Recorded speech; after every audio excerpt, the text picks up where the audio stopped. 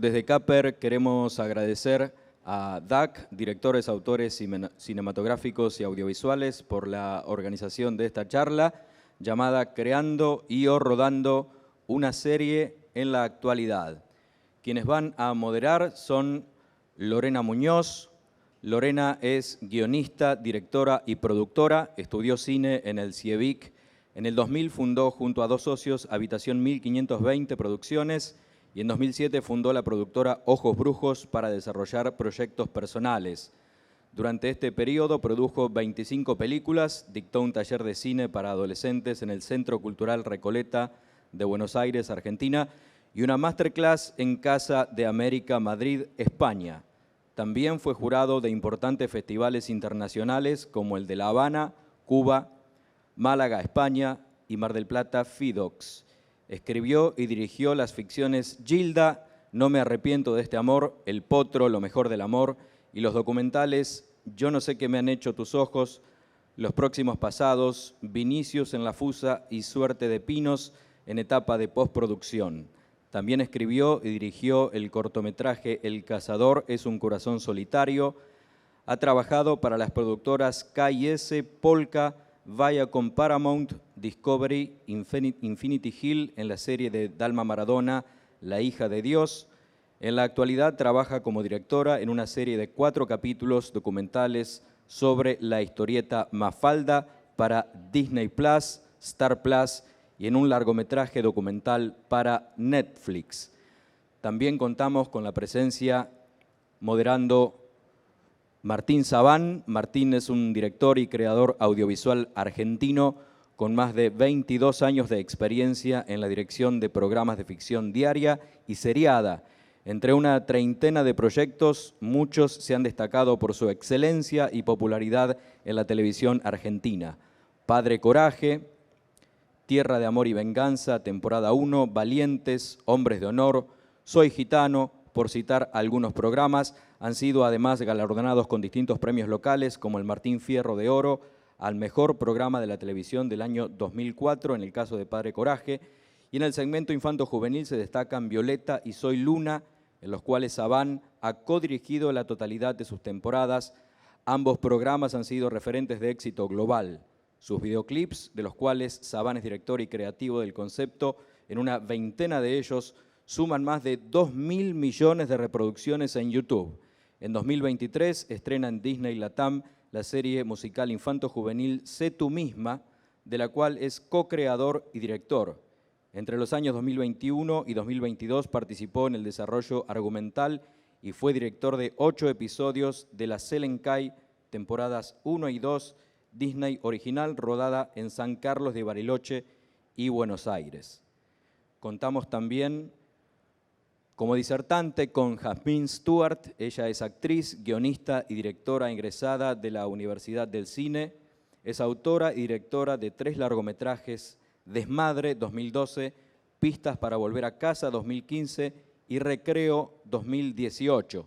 También escribió y dirigió 2 series web, Depto, 2018 y Cartas a mi ex, en 2020, con lo cual ganó el premio como mejor showrunner en el Festival Internacional Digital de Bilbao. En 2021 codirigió Terapia Alternativa para Star Plus y en 2022 se desempeñó como showrunner y directora de la serie Medusa para la plataforma Paramount Plus, próxima a estrenarse. Como actriz, lleva actuadas más de una veintena de series en televisión y en plataformas como TNT, HBO y Star Plus, y más de 17 largometrajes, gracias a los cuales fue premiada con el Cóndor a Mejor Actriz de Reparto en Argentina y los premios a Mejor Actriz Protagónica en Lleida, Cataluña y Basteras, Suecia. También contamos como disertante con Jorge Nisco. Desde hace varios años desarrolla y dirige los proyectos de la reconocida productora Polka Producciones, los cuales han tenido un destacado éxito comercial y la apertura de mercados internacionales. Dentro de estos se encuentran las series y tiras diarias como Poliladron, RDT, El Hombre, Por el Nombre de Dios, Primicias, Ciudad Sur, Ilusiones, 22 El Loco, Son Amores, 099 Central, Soy Gitano, Sos mi vida, Son de Fierro, Enséñame a Vivir, Malparida, Noche y Día, Argentina, Tierra de Amor, la 1518, Argentina, Tierra de Amor 2, los multipremiados unitarios Botines, Mujeres Asesinas y El Hombre que Volvió de la Muerte.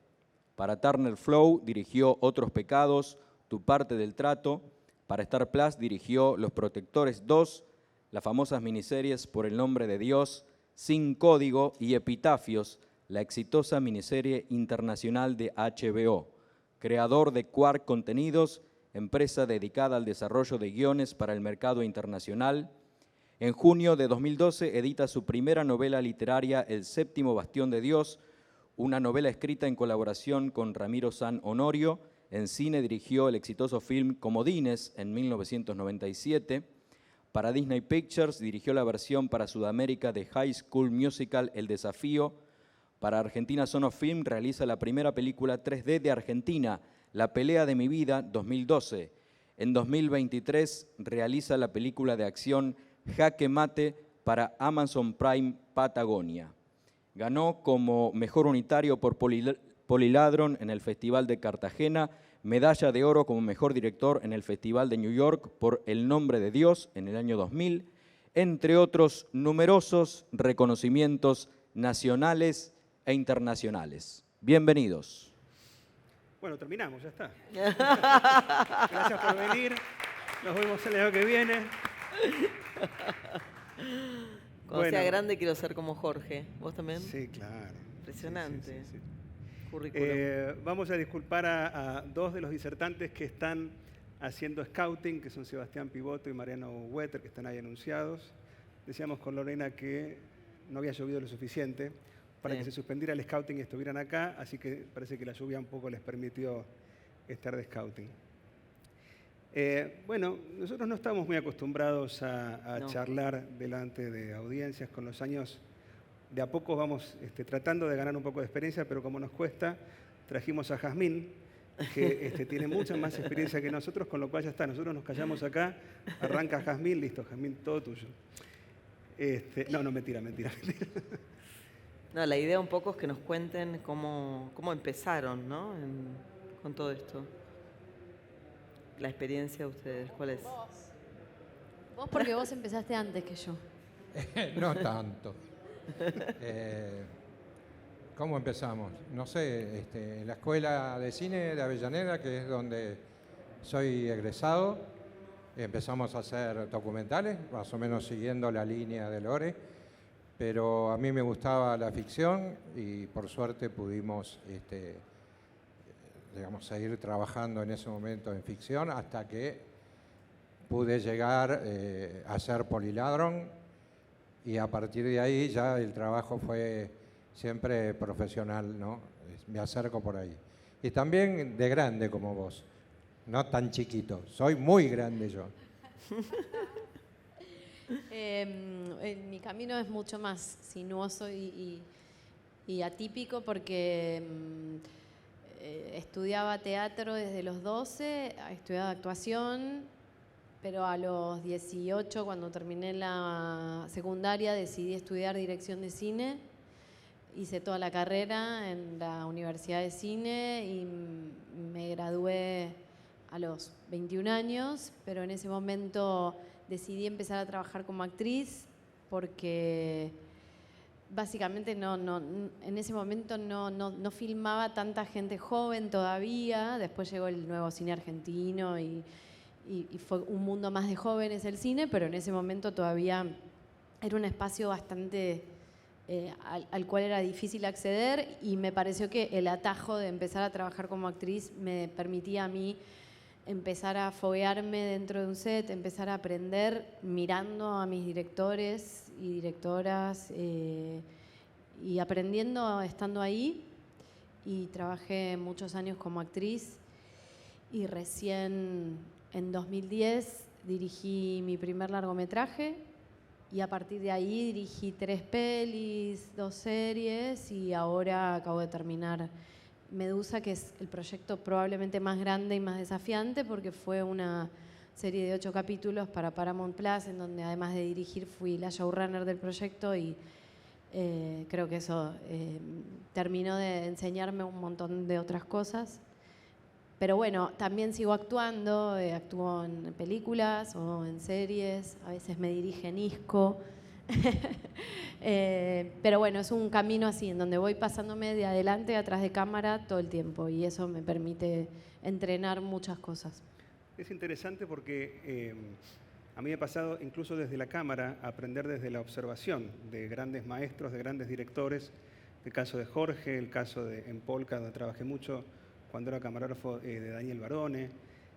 Y es como la primera fila en un teatro, ¿no? Donde uno tiene si tiene ganas de observar, la capacidad de aprender. En tu caso estás vinculando algo que creo que se retroalimenta, ¿no? Que es la observación de la directora mirando a la actriz o a los actores y la actriz mirando a directores. Es un camino muy interesante y creo que es bastante único, por lo menos en nuestra industria, ¿no?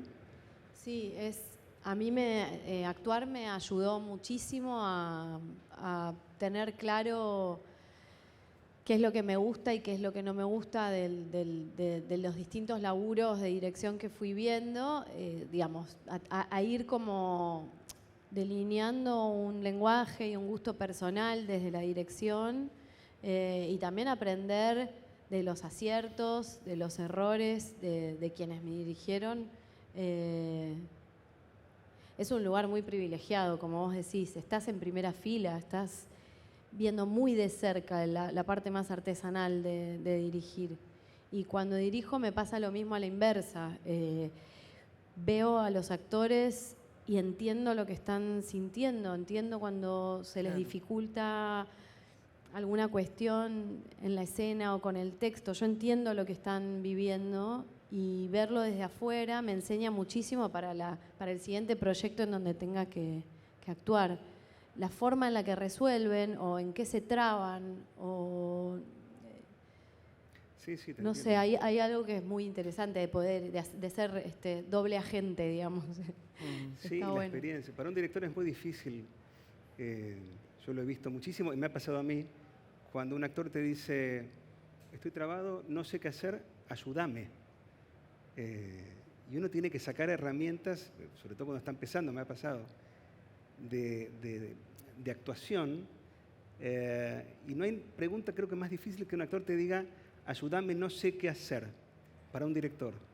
Creo que también te ha pasado, Jorge, ¿no? ¿A vos, Jorge? Sí, todos los días. A veces lo grave es que yo tampoco sé qué hacer. Pero bueno, trato de mentirles, tratar de hablarles con seguridad y empezar a decirles, no, porque acá te pasa y sentís esto y qué sé yo. Y entonces ellos me creen. En general lo resuelven, por una cuestión de fe, pero no por una cuestión de acierto. A veces, y es verdad, lo digo en chiste, pero a veces sí sucede que yo tampoco sé qué hacer.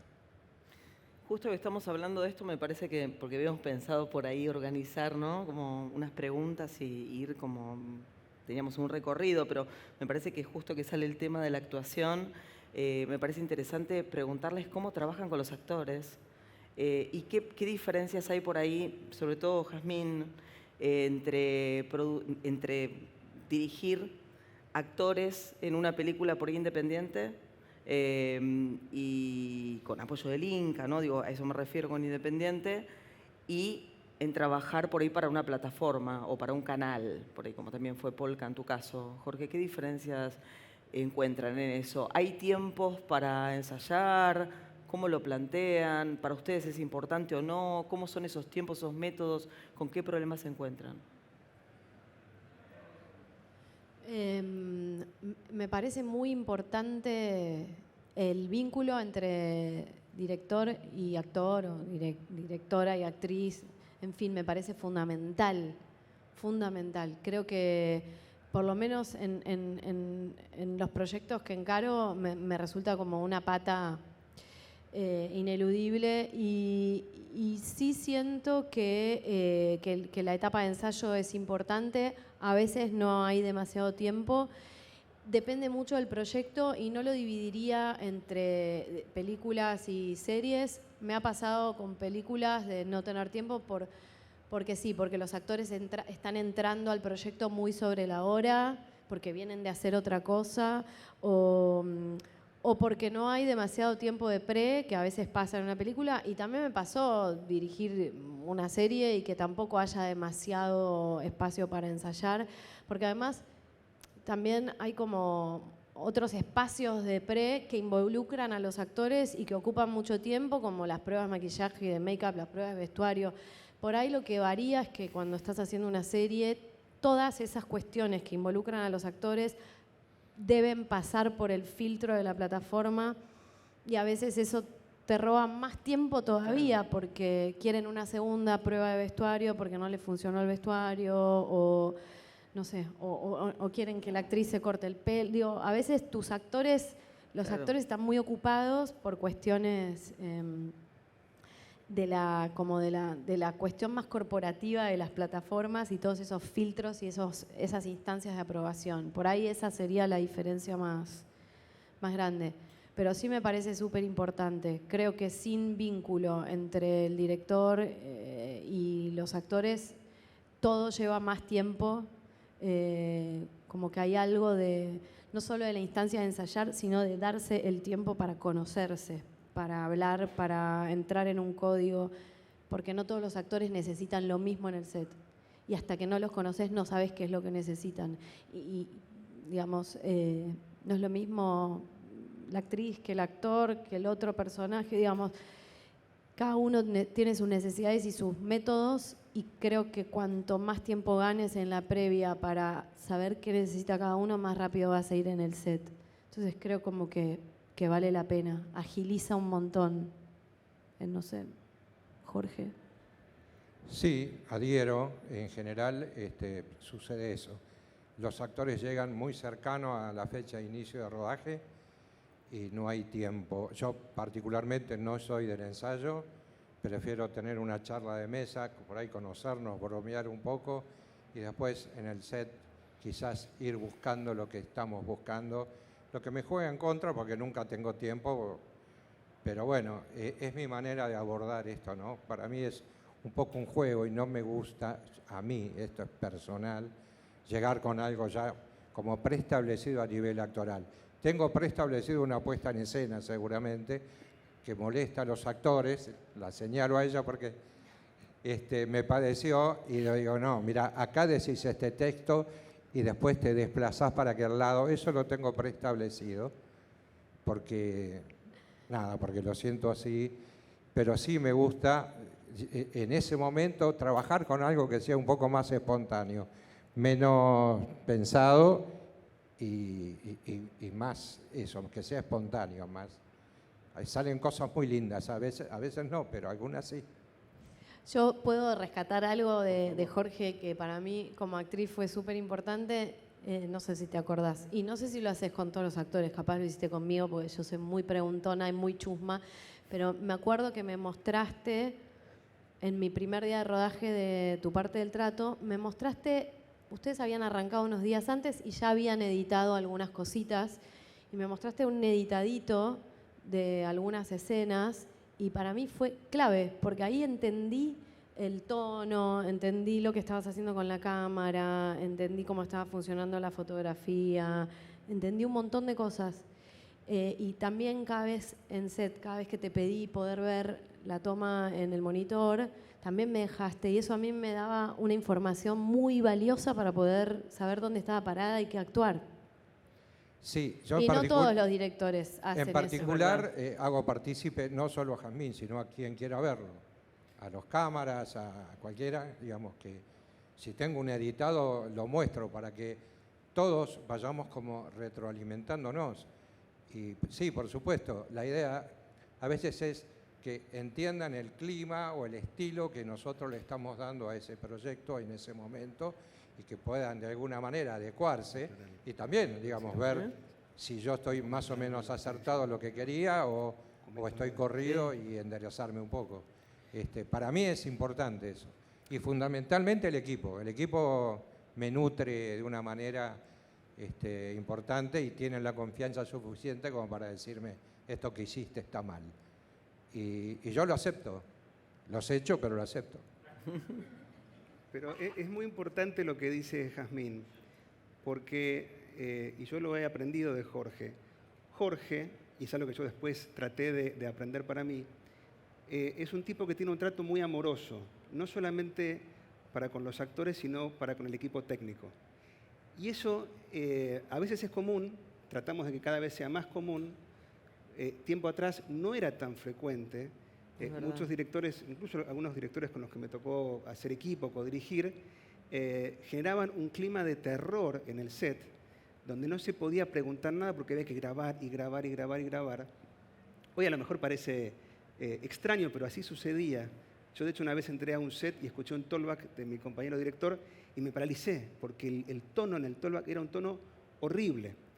Entonces, lo que Jorge instaló en los comienzos de Polka, que yo creo que es el puntapié de la nueva televisión a los que todos hoy estamos acostumbrados, es un trato amoroso, y amoroso en el mejor sentido de la palabra, que incluso nosotros, yo era asistente de cámara en los comienzos de Polka, y hoy soy director, y eso es gracias a la generosidad de Jorge, por ejemplo.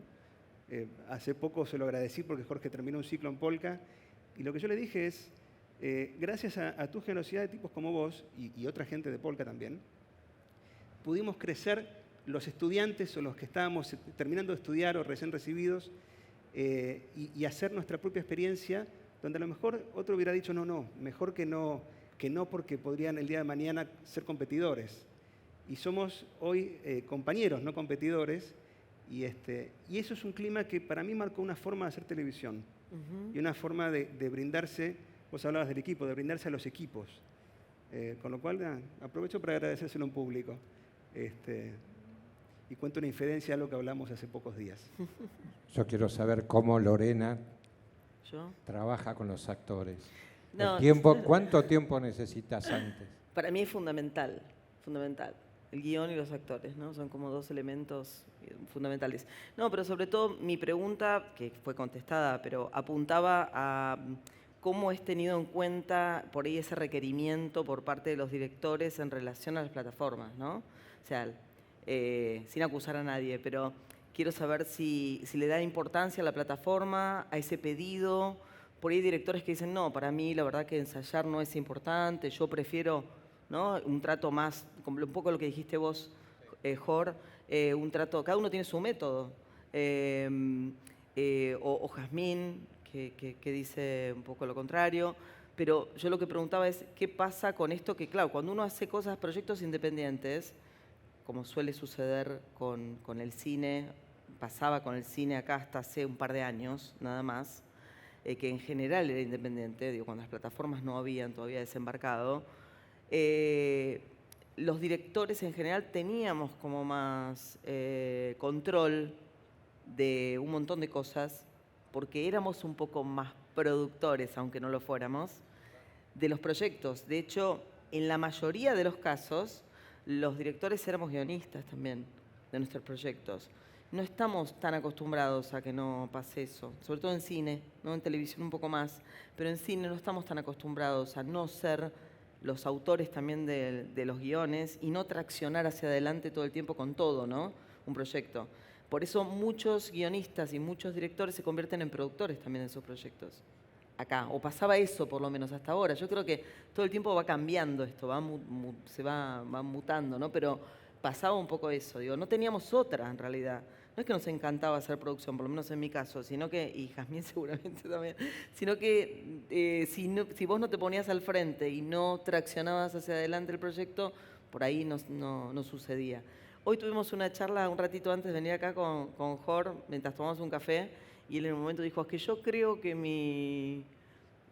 por ahí mi proyecto personal, no sé si le interesaría, ¿no? Dijiste algo así, igual. A nadie. A nadie. Yo le digo, ¿por qué decís eso? No. Me parece interesante compartirlo. Yo creo que por ahí es una fantasía porque creo que cuando uno pasa un periodo muy largo dirigiendo proyectos que te los traen, es como que te alejas un poco de la certeza de que vos también podés generar uno propio. Pero no creo que sea tan tan complicado. Yo creo que el sistema de estos últimos años fue un sistema muy corporativo, muy de plataformas, no solo con respecto a series, sino con películas también. Hay como un esquema de producción diferente. Que te hace sentir que la cosa viene ya medio cocinada, así que vos serví los platos, ¿no? Como una cosa así. Pero creo que esto va a seguir fluctuando. Creo que de hecho este año fue un año más de volver a pensar en cómo gestionar, cómo usar esos mecanismos que se instalaron en nuestra industria, cómo usarlos, pero también en función de proyectos propios, salir a proponer. Digo, yo creo que ese ejercicio no se va a terminar nunca. No. Y que está bueno mantener ese músculo activo, a pesar de que uno pase mucho tiempo haciendo proyectos que vienen armados. No sé, como algo de la autogestión, yo creo que la autogestión nos salvará siempre. Sí, hola, ¿suena? Sobre todo años como este, ¿no? Donde paramos todos de rodar. Después me gustaría saber quiénes son, digamos, los que están acá, si son gente de la industria, si son estudiantes y demás, pero para los que estamos en la industria fue un año donde veníamos de repente a 1000 kilómetros por hora, muchos de nosotros, o casi todos nosotros, y paramos a 0. Entonces fue reencontrarnos con el tiempo libre en muchos casos y decir, yo después de 30 años, yo en 30 años nunca paré.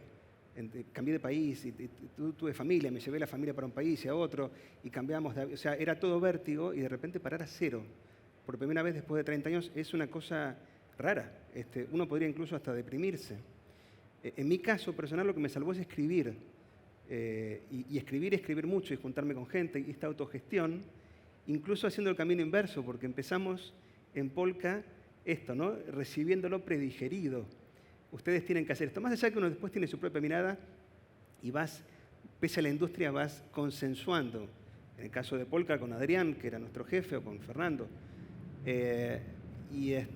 Más allá de eso, nosotros estamos ahora creo que empezando a entender que el camino de los directores es, como vos decías, un camino de ser productor, pensar un proyecto, empujarlo, buscar, ahora yo estoy buscando productores, asociándolos, vinculándolos. Acabamos de estrenar en Disney, y eso es raro, es atípico, un proyecto que escribimos hace 8 años y de repente Disney lo toma como adquisición, no como un original. O sea que no está Disney en la cocina, sino que nos dejó libres y nos dijo, ok, confiamos en ustedes, hagan lo que más o menos acordamos, que quede lindo y nos lo traen. Entonces terminamos entrando a Disney desde un lugar, más allá de la industria, absolutamente artesanal, porque no había quien condicionara, como ha pasado en otros proyectos que hablábamos hoy, que decís corten hecha y suena un teléfono y dice tal que no estaría tan hecha, que le gustó más la otra toma. Y decís, ¿cómo le gustó? Yo ya dije que estaba hecha. No, pero prefiere la otra. Entonces, eso también conlleva una responsabilidad. Y lo que entendí este año es que no hay nada más nutritivo que eso. O sea, no hay nada más estimulante que empezar con el vértigo de decir, y ahora que tengo tiempo, ¿qué hago? ¿Qué cuento? Sí, que es un cambio enorme. Bueno, y no, creo que es algo que pasó siempre. Para romper en un momento la rutina, me puse a escribir una novela literaria que tardé 1 año y medio en hacerla. Y cuando me preguntaban por qué lo estaba haciendo, contestaba porque necesito hacer algo creativo. Genial. Genial. Se puede leer para adaptar por ahí también esa novela. Yo creo que es, por suerte, nuestro escenario de laburo es un escenario permanentemente en cambio y en transformación, ¿no? Yo pienso muchas veces, no sé, siempre pongo a los odontólogos como ejemplo, pobres, no sé por qué, pero me imagino un odontólogo todos los días ahí repitiendo el mismo análisis de las bocas y viendo que, y no sé, nuestro escenario es todo el tiempo cambiante. Y cambia el lenguaje, cambia el género por ahí al que nos dedicamos, cambia el esquema de producción, cambia el espacio y las personas con las que nos vinculamos. Todo el tiempo somos nómades, o sea, no hay laburo ni constante, ni de oficina, ni con los mismos equipos, ni con las mismas pautas, ni para los mismos destinos, Porque ahora estamos laburando para plataformas, antes trabajábamos pensando en la sala de cine, Sí. vos laburabas pensando en la tele, en el prime time, en el rating, todo eso va cambiando, va mutando, y en un punto es fascinante, incluso qué es lo que el mercado está buscando, cambia rápidamente de un año para el otro. El Las año plataformas pasado, cambian claro. vertiginosamente. Sí, pero están todas las plataformas buscando thrillers, policiales. No, bueno, ahora quieren serielas, un poco novela, un poco serie. Ya no son 8 episodios, son 25. No sé cómo. De 15 minutos. Exacto.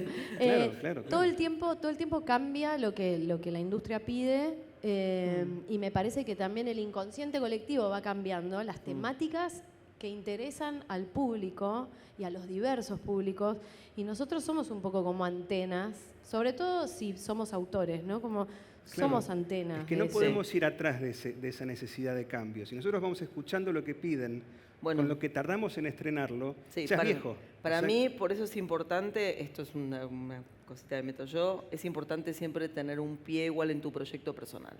Claro. Porque si no, estás todo el tiempo corriendo atrás de una zanahoria, de otro, aparte, ¿no? Que es viendo qué pide el mercado, qué darle al mercado, qué quiere la gente. Y te perdés un poco vos también en eso. ¿Qué quiero contar? ¿Entendés? Claro, ¿qué querés contar? ¿Quién sos? ¿Cómo sos? ¿Qué te interesa a vos? Y aparte yo creo que eso es un reflejo para el espectador también, que el espectador también lo siente. Digo, cuando vos lo sentís, hay una empatía también, yo creo eso, ¿no? En lo que vos sentís, y hace que el espectador también lo tome. Entonces, como que un poco, digo, se convierte en una fórmula, ¿no? El pensar qué quiere, porque la verdad que no existe. A mí me parece que no hay una manera de pegarla con el espectador, ¿no? Decir, bueno, hago esto y voy a generar... No hay fórmulas. No hay fórmulas que den resultados. Si no, tenemos siempre haciendo... habría un montón como que más allá de que esté dentro de la fórmula que supuestamente funciona, si no hay algo genuino, si no hay algo latiendo ahí atrás, es una cáscara, Sí. no va a ningún lado. Para mí es muy importante ese punto, el de mantener siempre un pie en lo que a uno, como creador justamente, que es tu novela, digo, que la vamos a adaptar. Queremos leerla, Jorge. No necesitas vamos a filmar. adaptarla. Ya está. Pero digo que me parece que ahí también, no es que vos dejes de estar como autor, como autora, en lo que haces por encargo, ¿no? No me parece que dejes de estar, porque siempre está ahí tu mirada, tu punto de vista, que es diferente al de cualquier otro. Pero sí hay como una necesidad de cada autor de contar ciertas cosas, de un mundo interior, digo, de algo que te motiva, que querés proyectar, y que me parece que ahí también está como la creatividad al 100%, ¿no? Que tiene que Y ver la con... plataforma se nutre de eso a la vez. O sea, no es Totalmente. solamente ir atrás de la plataforma, que- sino ofrecerle a la plataforma. Le quiero preguntar Sí. algo, y por ahí es como que cambia un poco el tema, pero vos fuiste showrunner y directora de series. ¿Los proyectos eran propios o eran ajenos? ¿Y hasta dónde la plataforma te permitía meter la mano?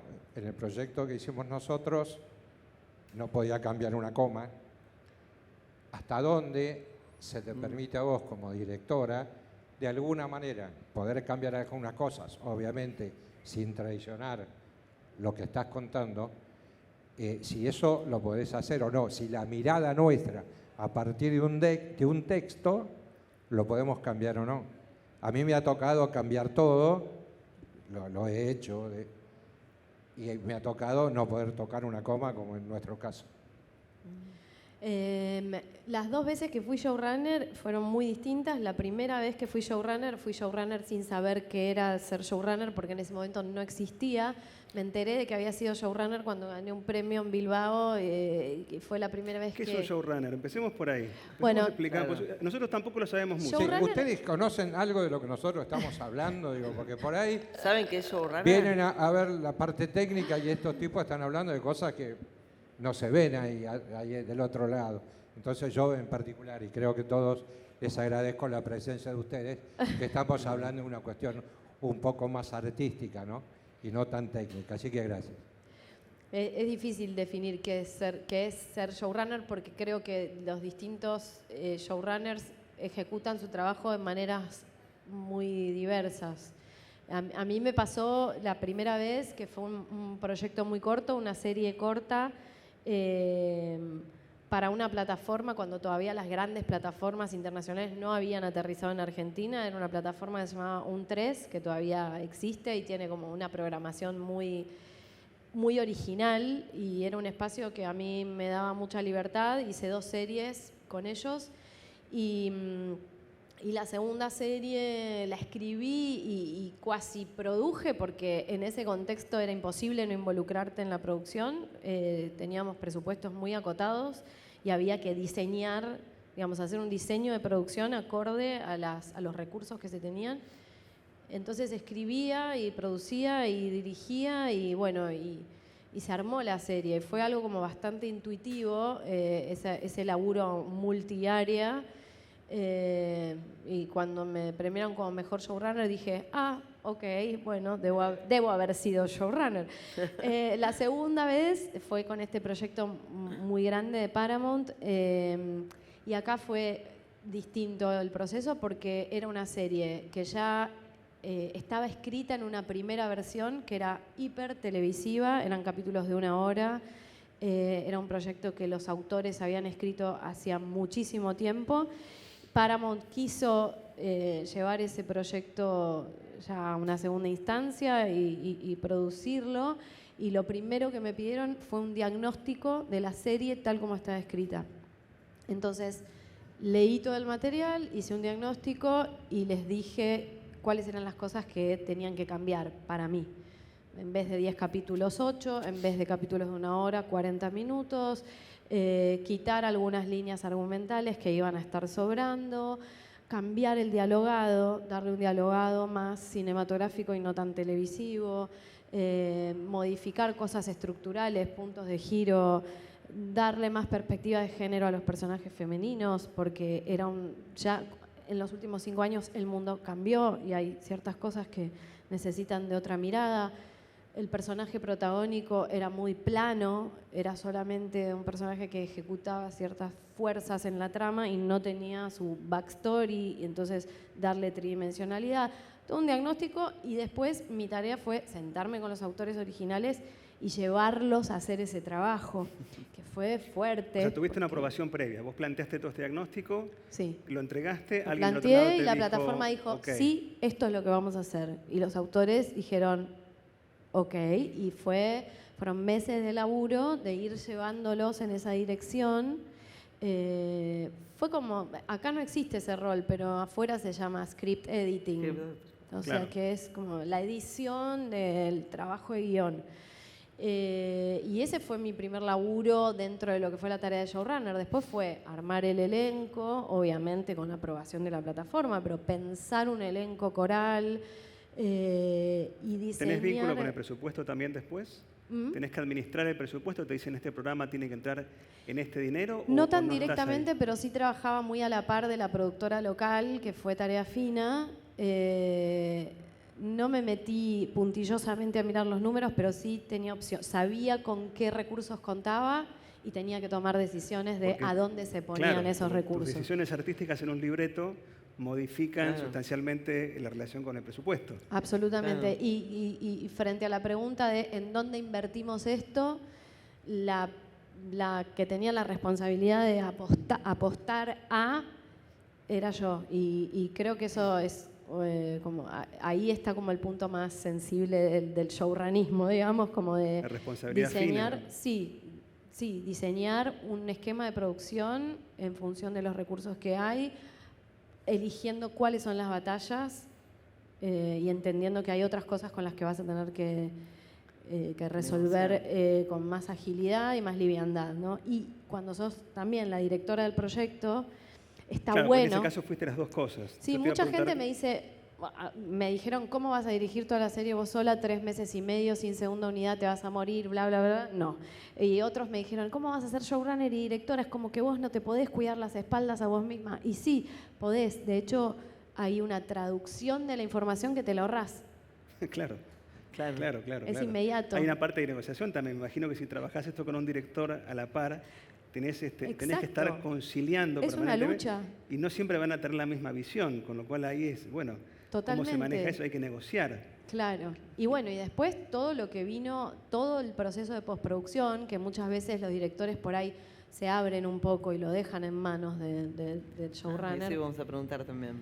Yo no me abrí ni una jornada de montaje, digamos, estuve en todo el proceso de postproducción de sonido, corrección de color, hasta el finish y hasta la entrega de los capítulos terminados, y también estuve en todo lo que tiene que ver con la comunicación estética del proyecto, digamos. Cómo es el afiche, cómo es el diseño del tráiler, cómo es, bueno, no sé, como muchas cosas.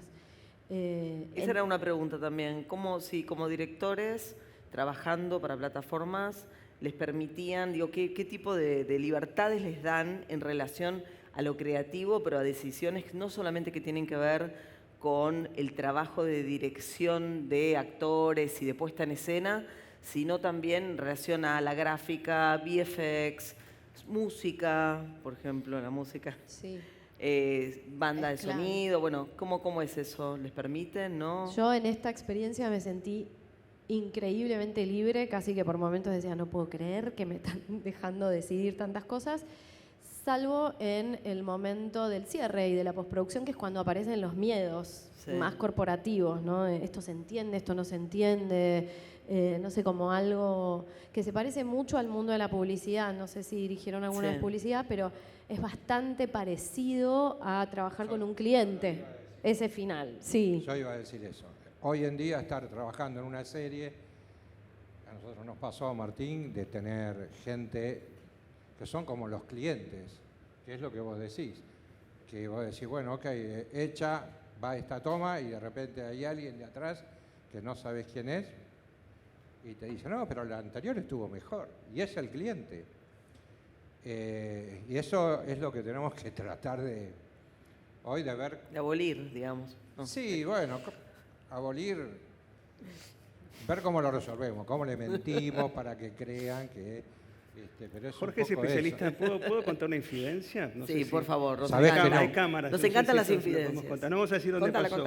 Manda el Jorge, cuando empezamos a encontrarnos con este mundo, pues veníamos de la televisión donde era todo más directo, y empezamos a hablar con muchas personas, pasó esto en un set, creo, corregime si me equivoco, donde Jorge dice, hecha, y alguien de atrás le dice, no, tenés que ir de nuevo. Y literalmente Jorge, creo que no sabías quién era, y le dice, no, lo que pasa es que el actor, el personaje dijo, verdura. y sí, ¿y qué? ¿Querés contarlo vos? Contalo vos. No. Avísame si me equivoco. Y dice, ¿cuál es el problema? No, que en Brasil verdura es un chiste que quiere decir vergadura.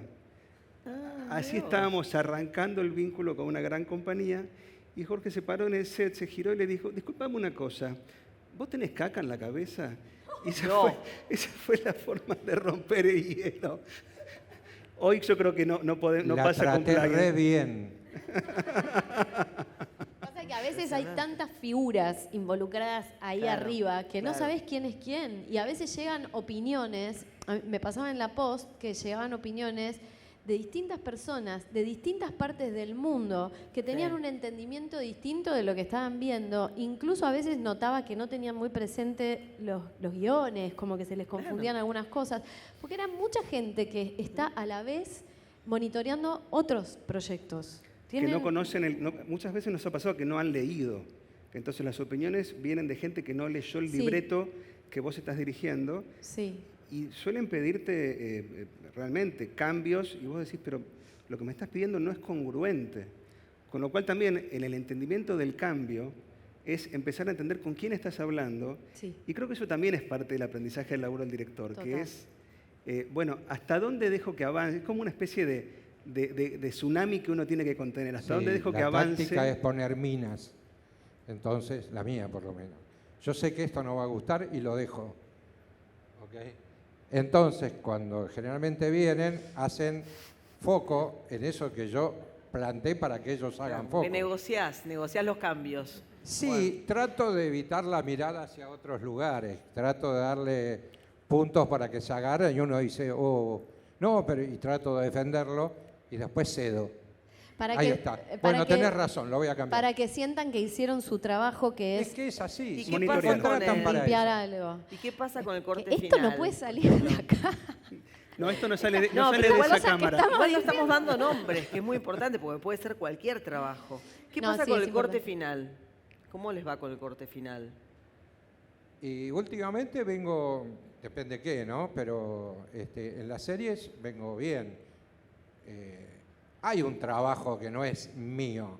Hay un trabajo de un cuerpo colegiado que lo vemos y decimos, esto está corto, está largo, esto funciona, esto no funciona. Hay un cuerpo más colegiado, no es solo mío.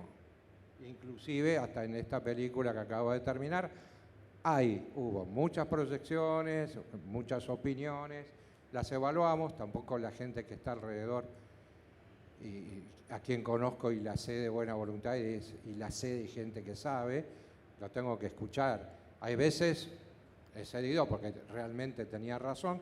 Me pasa que de repente defiendo algo y de pronto a la semana digo, tiene razón, lo tengo que cortar.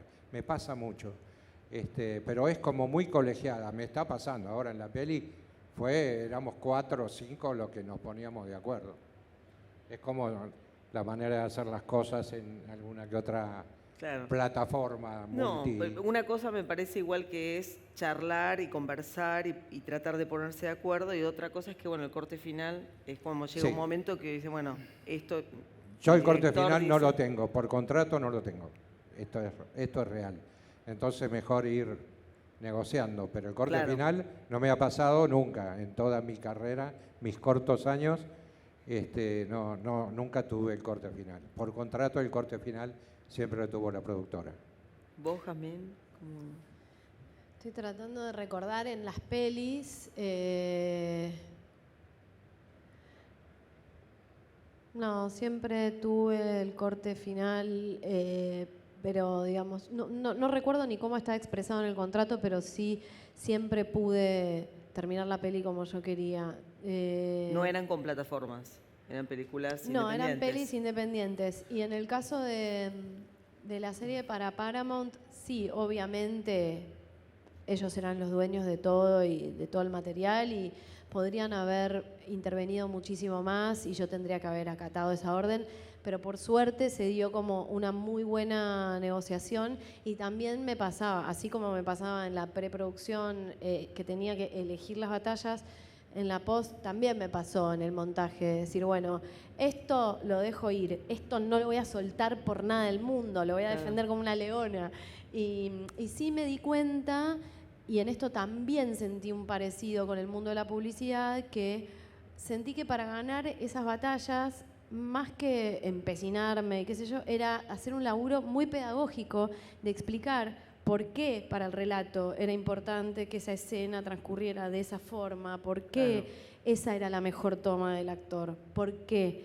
Y de verdad redactaba tratados larguísimos para explicar y los invitaba también a la isla a que vinieran. Y te leían y te escuchaban y te daban feedback seguramente. Sí, y fue un laburo aparte. Claro. Es que lo es. Discutir esas cosas fue un trabajo aparte, pero me di cuenta de que la única manera era explicar desde el lenguaje audiovisual, que es algo que nosotros los directores lo tenemos y por ahí ellos lo están pensando desde otro lugar. Sí, y ¿sabes qué siento yo? A mí me pasó parecido, pero con diferente resultado.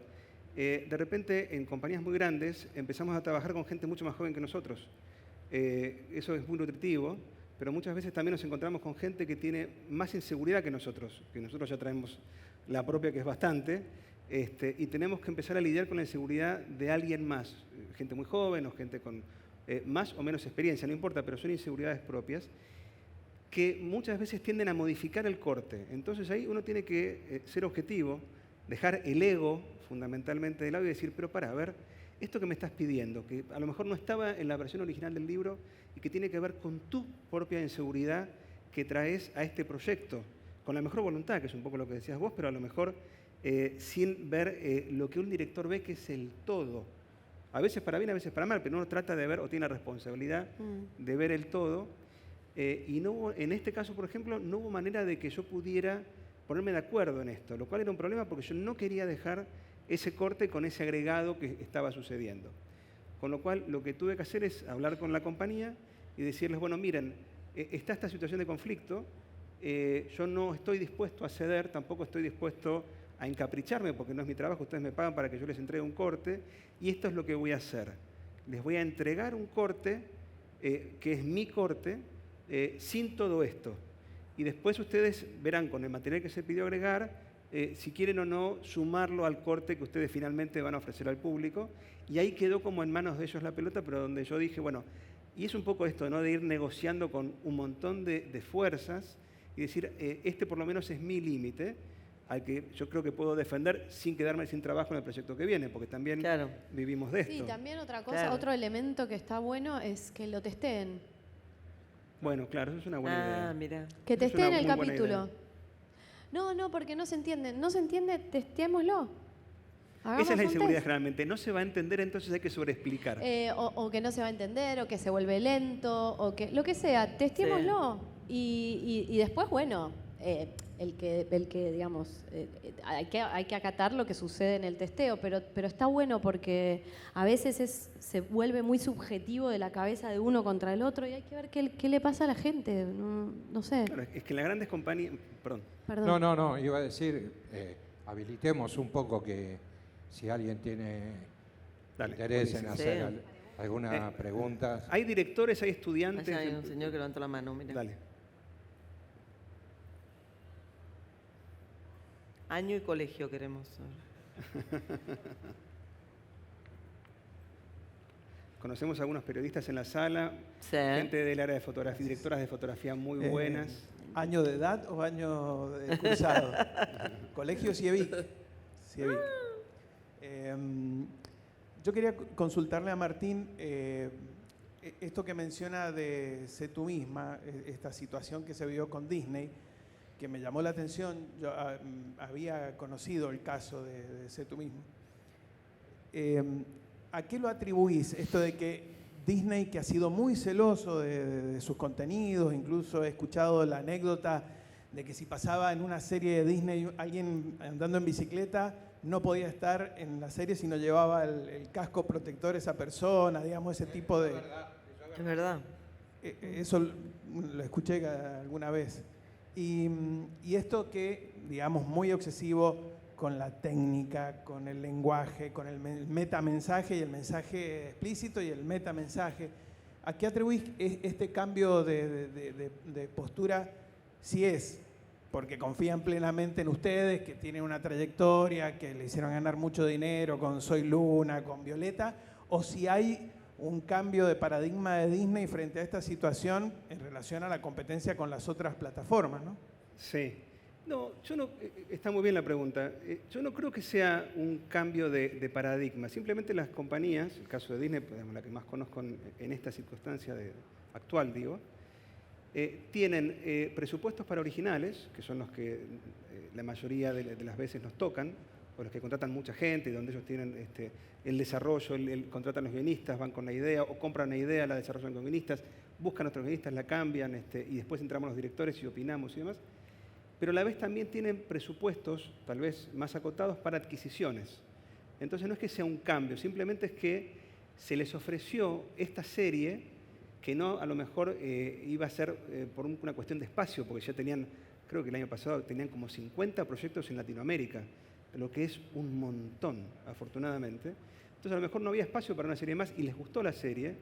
A la vez, lo que vos decís, también yo creo que es de alguna forma, nunca hay garantías, pero hay como algunas certezas de que podría llegar a funcionar. Nos conocíamos mucho, habíamos aprendido con ellos y ellos con nosotros. El aprendizaje siempre es mutuo. Hicimos con ellos, imagínate, 7 años, 6 temporadas en total entre Violeta y Soy Luna, con lo cual había un entendimiento de lo que había sido esa compañía, que a la vez está permanentemente mutando, que es un poco lo que hablamos. Las cosas, somos seres humanos. Y las compañías son compañías, pero están hechas de seres humanos y trabajan para seres humanos. Entonces, esa como confianza en que íbamos a ser parte de ese cambio, en lo que ellos quieren llegar a ser para su audiencia, además de hablarlo, seguramente también estaba esa confianza. Pero yo creo que entramos en un momento justo. De hecho, hay una anécdota muy interesante. Lo escribimos unos cuantos años antes de rodarlo. que es un caso rarísimo, que lo he contado incluso en terapia, y mi psicoanalista me dijo, yo tengo un libro de casos sincrónicos, ¿puedo anotar el tuyo en mi libro? Que creo que lo quiere publicar después. Yo me encontré en pandemia con que me había quedado sin trabajo una tarde. Después de 26 años de Polka, hablando con Adrián Suárez dice, chicos, esto no va a seguir. Y es una compañía, o sea, la compañía necesita hoy ir para otro camino. Y ahí me encontré con, digamos, y comprendiendo la situación, por supuesto, pero la realidad es que me estaba quedando por primera vez en 26 años sin trabajo. Una hora después de ese llamado, suena el teléfono, una hora después, en la misma tarde, y me dicen, che, Martín, se vendió tu serie, vamos a empezar a producirla para tal compañía, y después entró Disney, con lo cual, nada, yo creo que es de alguna forma, yo creo en eso, por eso lo cuento, creo que había tal vez ciertas condiciones que quisimos llevar hacia determinado lugar, y después el destino mismo dijo, chicos, ustedes tienen que hacer esta serie ahora, y entró de esa manera, entró concretamente por el lado de las adquisiciones. Que esperamos que este año se renueve el presupuesto y vuelvan a apostar a otra nueva adquisición de esta misma serie. ¿Hay alguna otra pregunta? Perdón si respondí muy largo. No, por favor. ¿Qué tal? ¿Se escucha? Sí. Quería saber, algunas cosas ya fueron saliendo en la charla, pero ¿cuál es la gran diferencia que ven más allá de la envergadura, el presupuesto, los envergadura salarios? No, Lore. Envergadura, acordate que no se puede decir. Perdón, pero acá no hay... ¿No hay brasileños? Ok. No hay brasileños. La experiencia de trabajo con las plataformas y anteriormente con las productoras, incluso en proyectos internacionales, pero también desde lo creativo y desde lo artístico. Sí. ¿Qué es lo que pueden contar de grandes diferencias que pueden ver? ¿Las diferencias? No, yo tengo el mío, me da acá. Pues. Es difícil.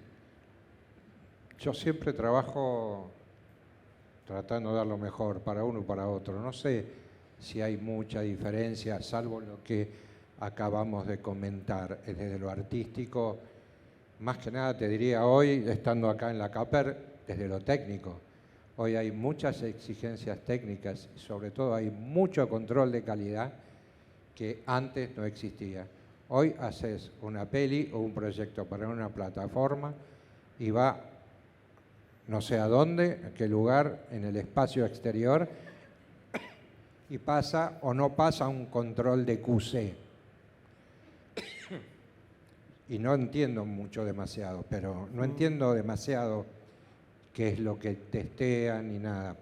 Hay un control de QC grande. Desde el punto de vista artístico, lo que acabamos de decir, las opiniones, las miradas de las plataformas, porque a veces nosotros nos centramos únicamente en un público nuestro, pero en el caso que tuvimos la oportunidad de hacer tanto Violeta como Soy Luna, fueron series y tiras que iban para todo el mundo. Y de alguna manera había que también respetar la idiosincrasia y las creencias de esos lugares del mundo. Entonces hay una mirada que nosotros teníamos que seguir. Desde, ni hablar con el tema del casco, ¿no? O sea, no se podía ver bicicleta si no había un casco, una persona con el casco. Aunque sea en 10º plano, ¿no? Era terrible. Como así, no se podía ver el bretel de un corpiño, por ejemplo. Sí, pero también no era porque no era para nosotros, el tema era para el Medio Oriente. Entonces teníamos una mirada también de la plataforma, tratando que nosotros cuidáramos esos productos que también el Medio Oriente es un mercado que les interesa. Era así. Desde nuestro lugar. No, para mí es muy distinto el trabajo. Un poco lo que contábamos antes, mi experiencia, por lo menos, y también lo que veo de compañeros, justamente porque yo creo que todo radica en el riesgo, como lo resumiría en eso, que tiene que ver con el riesgo que vos como autora o autor estás dispuesto a asumir al escribir, dirigir, producir, editar, elegir el casting, elegir los tiempos, elegir la forma en su totalidad que va a tener una obra, y también poder formar parte, si formás parte de la producción, poder también decidir sobre dónde se va a exhibir y, por ejemplo, no sé, tan sencillo como decir, quiero que vaya a un par de festivales antes del estreno. Eso es algo que si vos no tenés, hay un montón de cosas de las que no tenés control. Y no tenés control porque también no estás asumiendo un riesgo que ellos sí asumen. Con lo cual, para mí está buenísimo que haya plataformas. Quiero que haya más trabajo de plataformas y para más directores, para más guionistas, para más montajistas, bueno, para todos los técnicos, pero también me parece fundamental que no se deje de tener un espacio de industria nacional, individual e independiente. Fundamental. O sea, me parece que sin eso tampoco le es atractivo a la plataforma el trabajo de esos directores. Porque yo digo una frase que para mí es graciosa, pero que un poco yo lo padezco, que yo hice Gilda, ¿no? La película de Gilda. Y digo, bueno, se lo dije a un par de caciques de plataforma. Le dije, ustedes me llaman por Gilda, pero después la matan. Y hay un poquito algo de eso, ¿no? Como que en realidad seduce un modelo independiente. Es como enamorarse de la libertad de una mujer y después, ¿no? Cuando te casaste ya no querés que tenga un montón de esas cosas que te seducían. A mí tiene que ver un poco con eso. Hay como cierta fascinación por esa independencia y el riesgo que eso también conlleva a todo nivel. Y después hay una necesidad de masificarlo y de que todo el mundo opine, de volverlo propio y de controlarlo, en realidad, donde, bueno, está el riesgo también de que se pierde parte de esa autoría, de esa libertad autoral. Igual, de todas formas, yo creo que se terminan viendo las obras de distintos directores y uno puede reconocer que ahí hay elementos. Después, bueno, cada director verá cuánto fue ese porcentaje que se perdió en esa transición, en esa adaptación, ¿no? Que igual ya de por sí las adaptaciones suceden desde que se escribe el guión, que es como una especie de ideal, y se adapta a dirigirlo con todo lo que eso implica, no sé, locaciones que se caen, actores que te dijeron que sí y al último momento se van, y lo mismo sucede después con lo que lograste filmar y lo editaste y se termina proyectando. O sea que también está esas pequeñas muertes, como esos pequeños duelos, ya suceden. Pero yo siento que las plataformas dan, como por un lado, la posibilidad de una industria, o sea, dan la posibilidad también de que experimentemos los directores con distintas cosas y también de estar negociando todo el tiempo con lo que quiere el cliente, ¿no? O quiere el público, que es algo que por ahí cuando vos estás haciendo tu proyecto de manera independiente no estás teniendo tan en cuenta lo que le pasa al público, cómo lo va a vivir, dónde se va a ver, si el corpiño, si el... Sí, moralmente, ¿no? Sí, pero digo, desde un lugar más independiente. Si tenés que pensar en el público de Argentina hasta México o Estados Unidos latinos, yo creo que a mí me paralizaría. Y te tapás y te vas a tu casa. Yo creo que... ¿No creen que en un mercado como el nuestro, digamos, llamémosle latinoamericano, por más que es muy diverso, hay menos ánimo de las plataformas de arriesgarse a contenidos más singulares? Auténticos. Y porque yo veo las propuestas, las series que surgen en la producción de lo que son las plataformas, pero afuera, y hay muchísimo riesgo en algunas, y muchísima autoría. Siento que todavía hay como una sensación de que en Latinoamérica mejor vamos con paquetes de cosas que ya sepamos que va a funcionar. Es que hay menos presupuesto, que no sé si es que... Por ahí es una cuestión de presupuesto, pero también es una cuestión de no conocer al público, me parece. O, en el peor de los casos, conocerlo demasiado bien. Suponer que hay que globalizarlo. Yo creo que hay un camino que hay algo de lo opuesto, tal vez. Como que en Latinoamérica necesitamos consumir cosas más que se entiendan muy bien a simple vista, cosas que ya estén asociadas como un lenguaje más establecido. Bueno, pero es un camino que hay que ir Cuando recorriendo. en realidad, Yo creo que no sé. podemos ir ahí. Creo que debemos ir ahí. Se va a ir mezclando esto, ¿no? Aunque no tengamos cuota de pantalla, a lo mejor con cuota de pantalla sería más natural y más fácil. Donde el Estado dice que vos para emitir en Argentina tenés la obligación de generar, de invertir en contenido propio, que sería entonces el camino tal vez más natural. Eso creo que pasa en Brasil. No obstante, yo creo que... ¿Con la televisión esto? ¿Con la televisión? Sí, con las mira, plataformas. la cuota de pantalla, no sé si saben que existe desde hace muchísimos años, Pero ley de no se cine, respeta. no sé de cuándo ya. En una parte se respeta igual, hay un porcentaje en el que se respeta que tiene que ver con la entrada de cine también, ¿no? Con el porcentaje que va... Sí, tengo entendido que sí. Bueno, ahí nos metimos como en un Nos berenjenal, metimos en un pero... berenjenal que no manejamos tanto, Sí. pero creo que sí. Creo que está establecido y que no se respeta. Hubo Sí. una época que HBO tenía mucha producción brasilera porque había una ley que les obligaba a los canales que metían señal dentro del territorio brasileño a hacer no sé qué porcentaje, si era un 20 o un 30 de producción brasilera.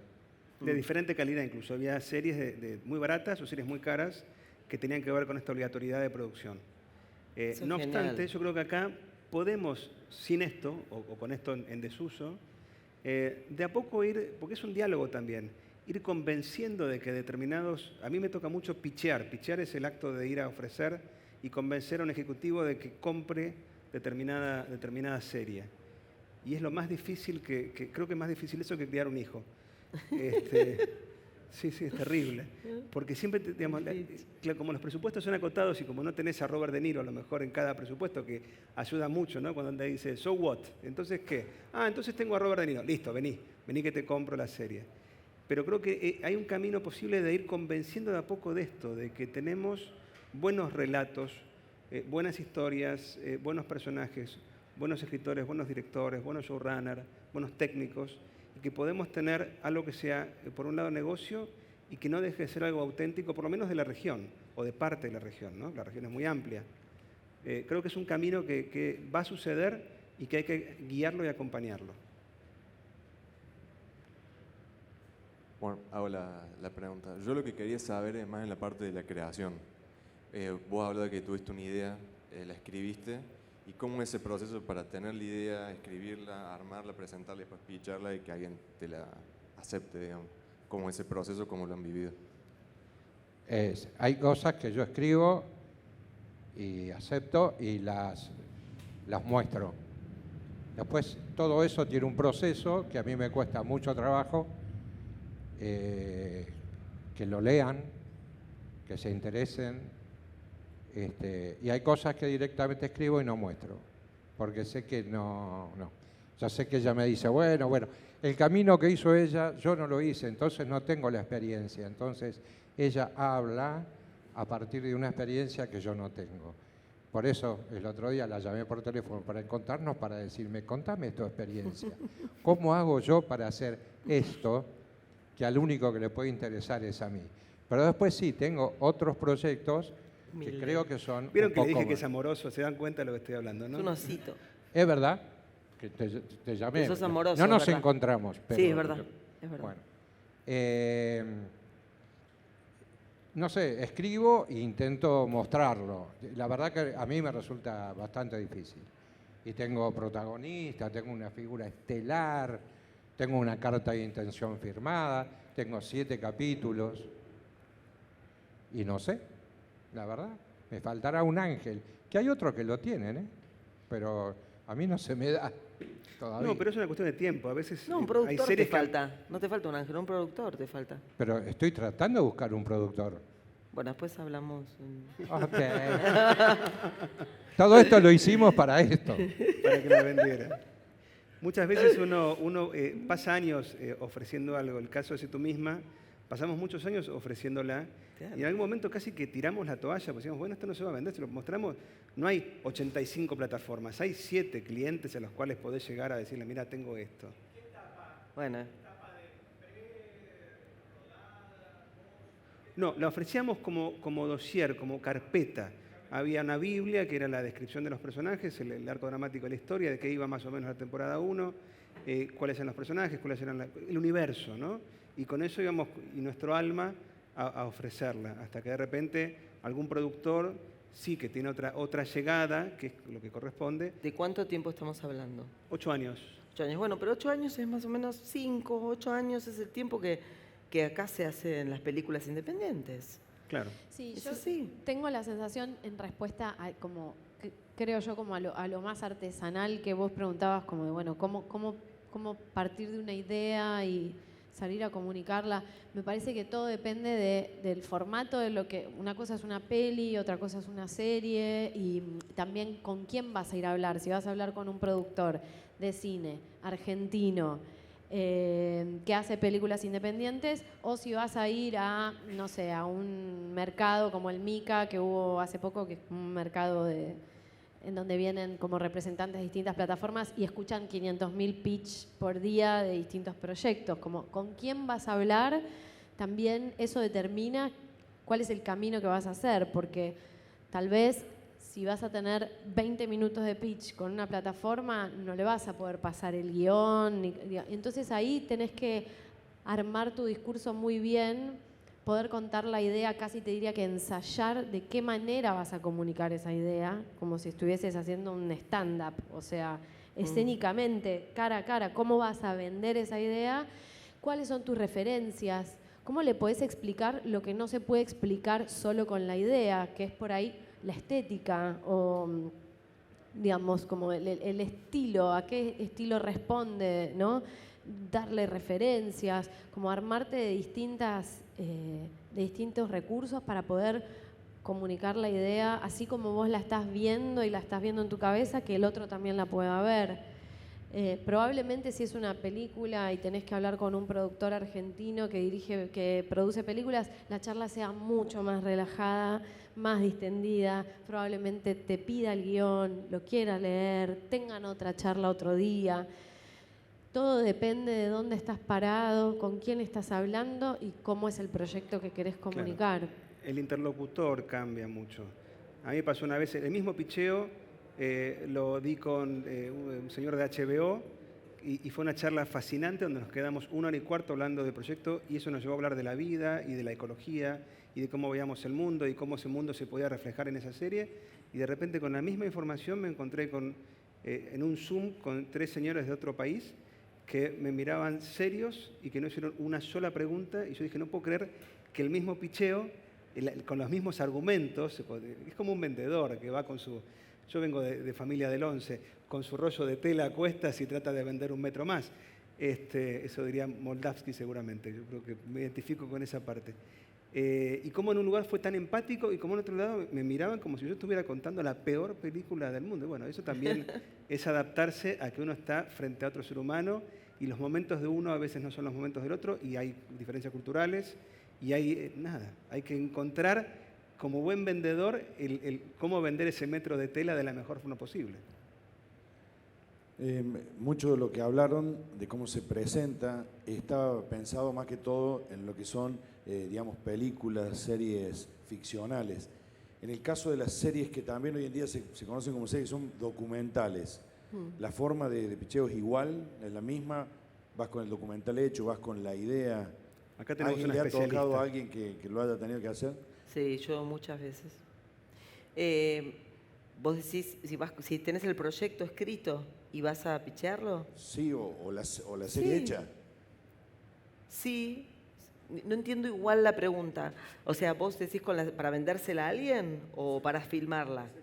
Sí, sí, bueno, depende mucho también cuál es el objetivo, de dónde quieras llegar. Por ejemplo, yo acabo de dirigir un documental que es un documental súper íntimo y personal, y no quise hacerlo con una plataforma. Quise poder hacerlo de manera independiente. Lo hice con el Inca, por suerte. Pude, no sé si se va, ojalá que sí. Vamos a pelear porque sí, pero no sé si se va a poder seguir produciendo con el Inca.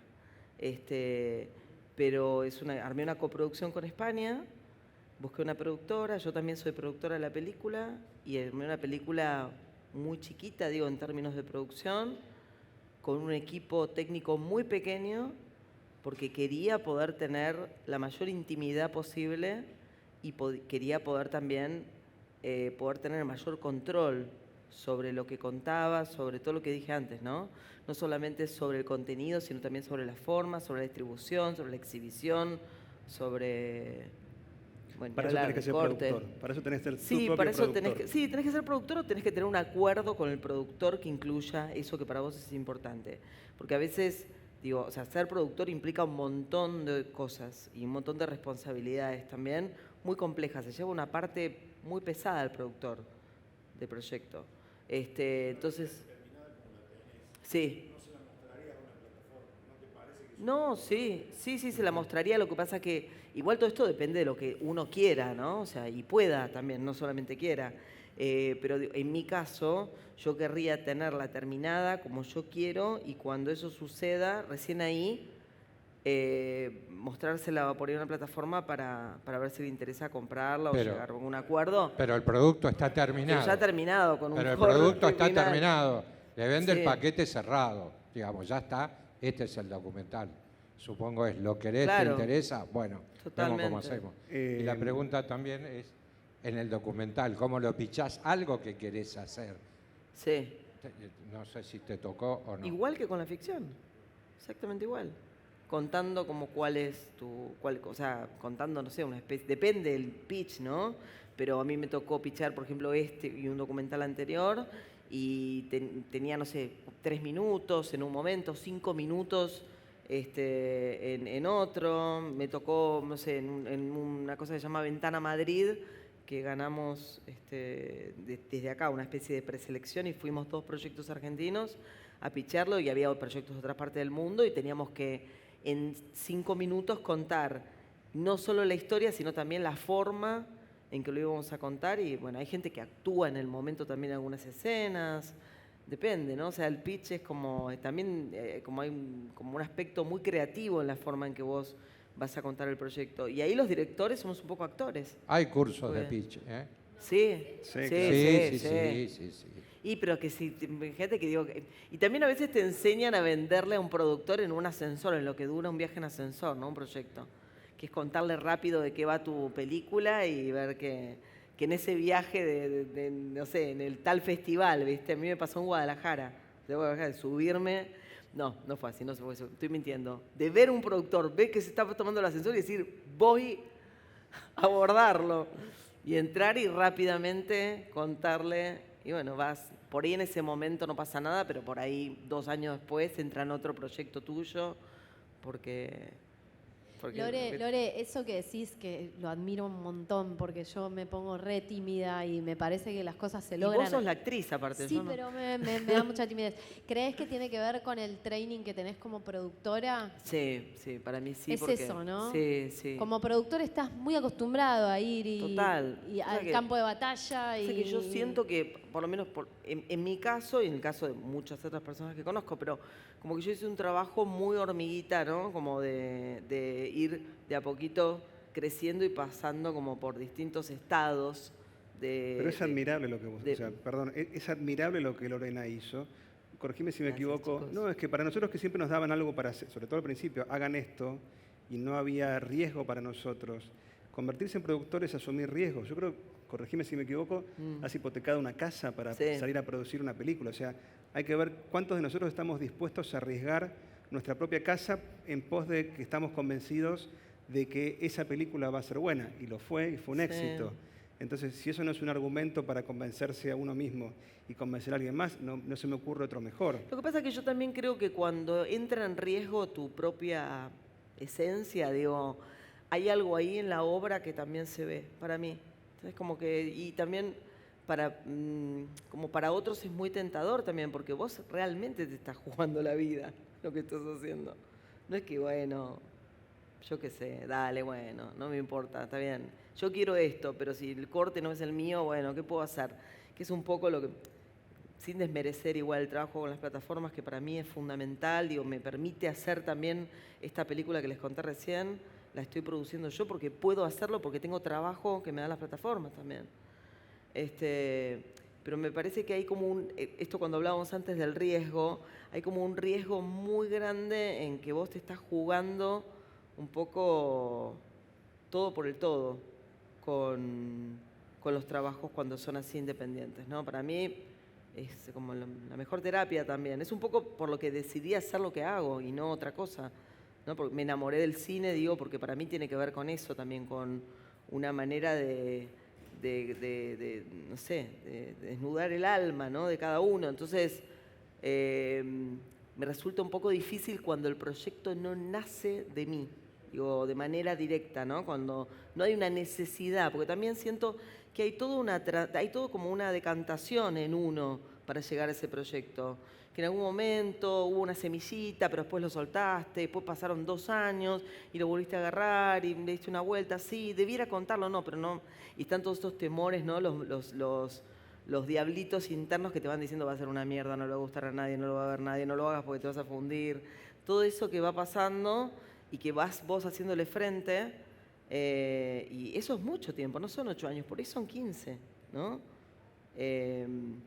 Hasta que finalmente lográs juntar todo eso, es como una especie de sinergia loquísima y maravillosa donde se dan una cantidad de elementos juntos que hacen que puedas filmar, hacer la película, terminarla, con un montón de cuestiones en contra, ¿no? Muchas veces.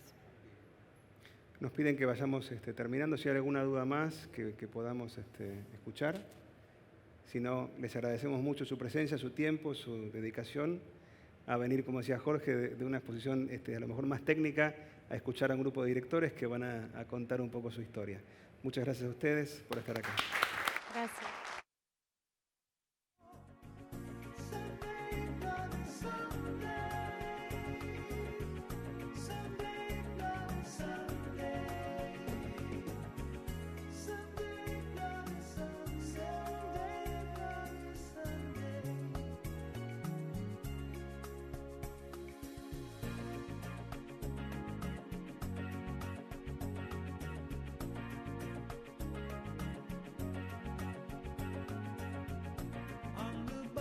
Just begun. There's many lost, but tell me who has won. The 20s dug within our hearts.